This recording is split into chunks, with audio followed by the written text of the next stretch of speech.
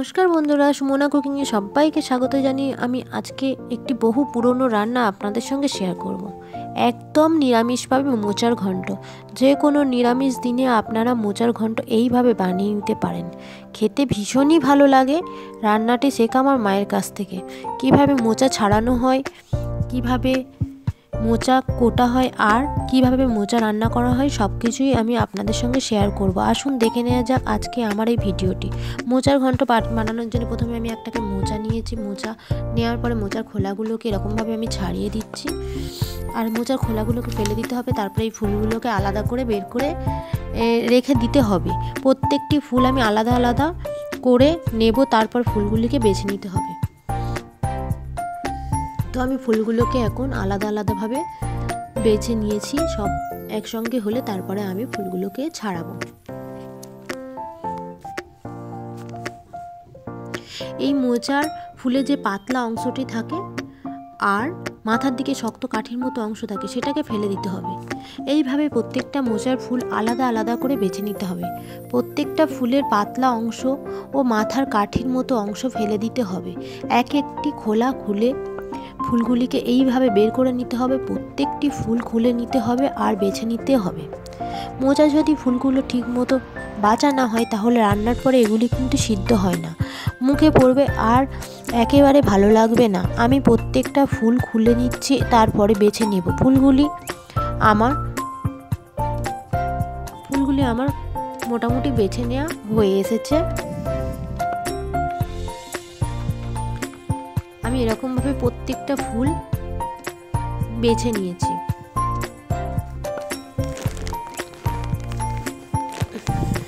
তো আমার ফুলগুলো বেছে নেওয়া হয়ে গেছে। এবার আমি হাতে একটু সর্ষের তেল ভালো করে মেখে নেব, কারণ মোচাতে ভীষণ পরিমাণে কষ আছে আর এই কষ হাতেও কালো হয়ে যায়। আর আটাতে বঁটি বা ছুরি যেটাতেই কাটবে সেটাতেও লেগে যায় আঠাটা। সেই জন্য বঁটি বা ছুরি যেটাতে কাটবেন সেখানেও তেল লাগিয়ে নেবেন। তারপরে মোচার ফুলগুলি ভীষণ কুচি কুচি করে কেটে নেব। যত কুচি করে কাটবেন তত কিন্তু ভালো হবে। আর কেটে নেওয়ার সাথে সাথে কিন্তু জলে দিতে হবে। সেই জন্য এক বাটি জল নিয়ে মোচা কাটতে হবে, আর কাটার সাথে সাথে জলের মধ্যে ফেলে দিতে হবে। মোচা কাটার পদ্ধতিটা শিখেছি আমি আমার মায়ের কাছ থেকে, আর মোচার ঘন্ট রেসিপিটিও আমার মায়ের কাছ থেকে শেখা। আমার সমস্ত ফুলগুলো এরকমভাবে আমি কুচিয়ে নেব। এবার যে সাদা অংশটা সেটা মাথার দিকে একটু কেটে ফেলে দিয়ে আর এটাকে কুচি কুচি করে কেটে নিতে হবে। মোচা কাটা একটু ঝামেলা, সেই জন্য অনেকেই কাটতে চান না, বাজার থেকে কাটিয়ে নিয়ে আসেন। কিন্তু বাজারে ঠিক মতো কেটে বিক্রি করা হয় না, সেগুলো যথেষ্টই অপরিষ্কার থাকে। যদি বাড়িতে ঠিক মতো মোচা কেটে নেওয়া হয় তাহলে ভীষণই ভালো হয়, আর মোচা খাওয়া স্বাস্থ্যের পক্ষে ভীষণই ভালো। আমার মোচাটা পুরো কেটে নেওয়া হয়ে গেছে। এবার আমি ভালো করে এটাকে ধুয়ে নেব। একটা ফুটো গামলার মধ্যে করে নিয়ে ধুয়ে দেব। সমস্ত মোচাকে আমি মিহিভাবে কেটে নিয়েছি, তারপর সুন্দরভাবে ধুয়ে নিচ্ছি। মোচা ধুয়ে নিয়েছি। এবার আমি মোচা প্রেসারের মধ্যে দিয়ে দিচ্ছি। মোচাটাকে সিদ্ধ করার জন্য যখন প্রেসার কুকারের মধ্যে দিচ্ছি জলটা ভালো করে চিপে ফেলে দিয়ে তারপরে প্রেসার কুকারের মধ্যে দিচ্ছি। মোচা সিদ্ধ করার জন্য আমি এক বাটি পরিমাণ জল নিয়েছি, আর 1 চা পরিমাণ লবণ দিয়ে দিচ্ছি, আর 1/2 চা চামচ পরিমাণ হলুদ গুঁড়ো। সিদ্ধ করার জন্য 1 কাপ পরিমাণ জল দিলাম। ভালো করে লবণ ও হলুদ মিশিয়ে নেবে। প্রেসার কুকারের ঢাকনাটা আমি এবার বন্ধ করে দিয়ে একটা আমি সিটি দিয়ে দেব।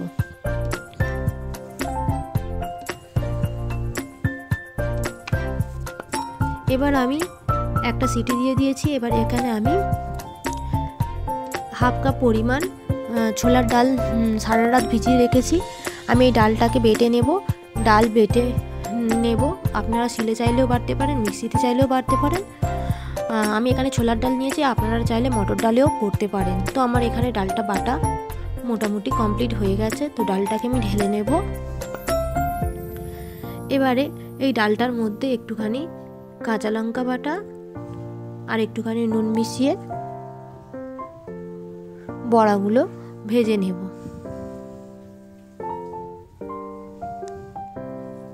তো আমি বড়াগুলো ছোট ছোট আকারে ভাজবো, কারণ বড়াগুলো ছোট সাইজের হবে, তাহলে দেখতে ভালো হবে। বড়াগুলো এরকমই ছোট ছোট করব, কারণ মোচা রান্নার জন্য এরকম ছোট বড়া করলে তবে মোচাটা খেতে একদম সাবেকিয়ানা মতো হবে রেসিপিটা। তো আমার এক পিঠ ভাজা হয়ে গেছে, আবার অন্য আরেক পিঠ ভেজে নেব।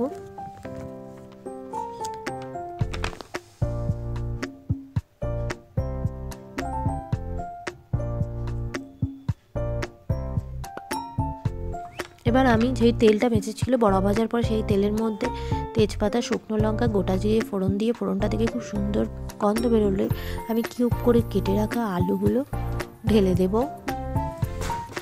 দিয়ে ভালো করে ভেজে নেব। নুন আর একটু হলুদ দিয়ে আমি এখানে জিরে গুঁড়ো দিয়েছি, একটু আদা বাটা দিয়েছি, একটু লঙ্কা গুঁড়ো দিয়েছি, লাল লঙ্কা,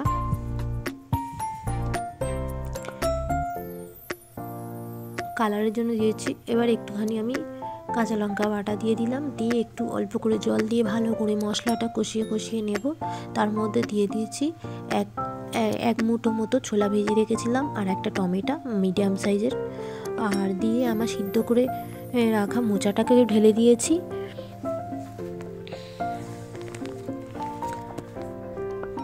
আপনারা যদি কুচো কুচো করে মোচা না কাটতে পারেন তাহলে যখন মোচা সিদ্ধ হয়ে যাবে তখন আপনারা মোচাটাকে ভালো করে চটকে নেবেন, তাহলে মোচাটা সুন্দরভাবে মিহি হয়ে যায়।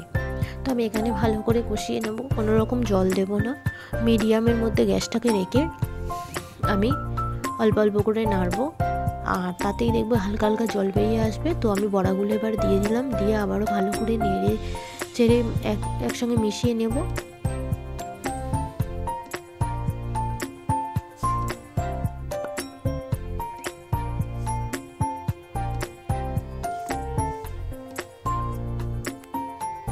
এবার আমি কিছুক্ষণ এটা ঢাকাতে রেখে দেব। এবার ঢাকনা খুলে আমি এর মধ্যে দিয়ে দেবো সামান্য 1 চামচ মতো ঘি দিয়ে দেবো, একটু গরম মশলা দিয়ে দেবো আর একটু চিনি দিয়ে দেবো। তো আমার রান্নাটা কমপ্লিট হয়ে গেছে, আমি এটি পরিবেশন করার জন্য একেবারে রেডি। তো আমার রান্নাটি অবশ্যই ভালো লাগলে লাইক, কমেন্ট, শেয়ার করবেন আর অবশ্যই চ্যানেলটিকে সাবস্ক্রাইব করবেন।